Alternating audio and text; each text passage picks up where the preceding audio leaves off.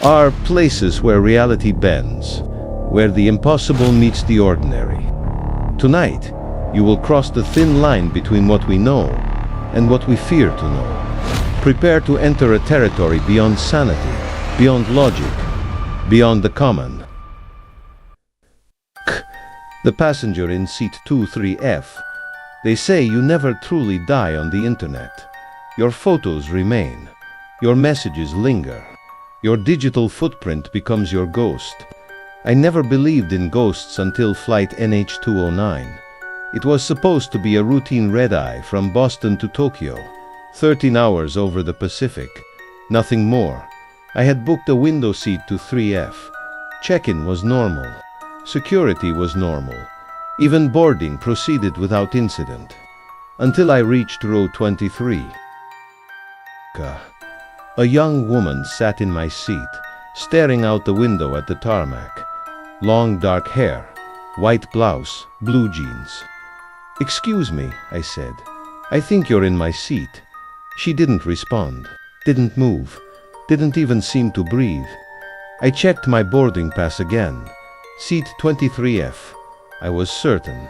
"Miss, I believe you're in 23F. Still nothing. The flight attendant noticed my confusion. "Is everything all right, sir?" I showed her my boarding pass. "This is my seat." But she looked where I was pointing. Her expression shifted from professional courtesy to confusion. "Sir, there's no one in that seat." I turned back to look. The woman was still there, her reflection faint in the window glass. "Right there," I insisted, pointing directly at her. The flight attendant's smile tightened. "Why don't we find you another seat?" She moved me to 16C, an aisle seat. Sylph, not what I'd reserved, but I was too unsettled to argue. As the plane took off, I pulled out my phone and scrolled through the Airlines app, checking my reservation details. A notification popped up. "We hope you're enjoying your flight. Please rate your check-in experience." Single quotes below was a photo of me at the check-in counter. But I wasn't alone in the picture. Standing behind me was the woman from 23F. I zoomed in, hands trembling. Her face was blurred, but something about her seemed familiar. The app crashed before I could study it further. When the drink service came through, I worked up the courage to ask the flight attendant about the passenger in 23F. "That seat is empty." "Sir," she repeated, pouring my ginger ale with practiced precision. "Has it been reserved recently?" "On previous flights, maybe." She sighed, then checked her tablet. Her professional smile faltered. "That's odd. The system shows seat 23F has been blocked for 6 months. Blocked? Why? It doesn't say." She frowned. "Let me check with the purser." She never came back.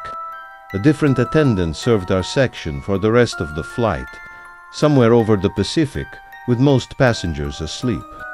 I made my way back to row 23. The woman was still there, in my original seat, still looking out the window. Except now we were 37,000 feet over open ocean. There was nothing to see but darkness. I took the empty middle seat beside her. "Who are you?" I whispered. Slowly, she turned. Her face was my sister's face. My sister who had died 6 months ago, when flight NH209 went down in the Pacific. The crash with no survivors. The crash that had never made sense. "You shouldn't be on this plane," she said, her voice distant, like it was coming through water. "What are you talking about?" "I'm flying to Tokyo for work." "No," she said. "You're not." She reached for my hand. Her fingers passed through mine, cold as ocean water. "Check the date," she whispered. I pulled out my phone. October 17th, the date of her crash.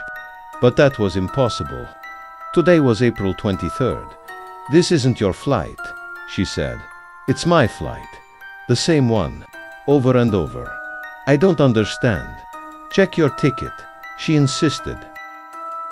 Retly look at it. I pulled out my boarding pass. The date, October 17th. The flight, NH209. The destination, final. My heart stopped. How? You died 3 days ago, in your apartment. Heart attack. They found you clutching a photo of me. You were about to book a flight to Japan, to the place where they never found my body. The floor seemed to drop away beneath me. That's not possible, I whispered. I packed. I went to the airport. I boarded this plane. Yes, she nodded. Just like I did. Just like all of us do. We all think we're just taking a flight. She gestured around the cabin. For the first time, I really looked at the other passengers. A businessman typing on a laptop that displayed only static. An elderly woman knitting with no yarn. A child watching the seatback screen that was not turned on. None of them were really there. Or rather, all of them were exactly where I was. In between, what happens now? I asked, my voice barely audible. My sister turned back to the window. For most, we land somewhere eventually. But I've been waiting for you. For me. Why? Because you never believed I was gone. You kept looking. You couldn't move on. She placed her hand against the glass. And neither could I. Outside, the clouds parted. Below us was not the Pacific Ocean, but a vast cityscape of light. Neither Tokyo nor Boston, nor any place I recognized. Is that? I don't know, she said. But I think we can find out together now. She offered her hand again. This time, I could feel it. The fasten seatbelt sign dinged off. Ladies and gentlemen, we have begun our final descent. Local time is unknown. Thank you for flying with us. I took my sister's hand. And together, we finally went home.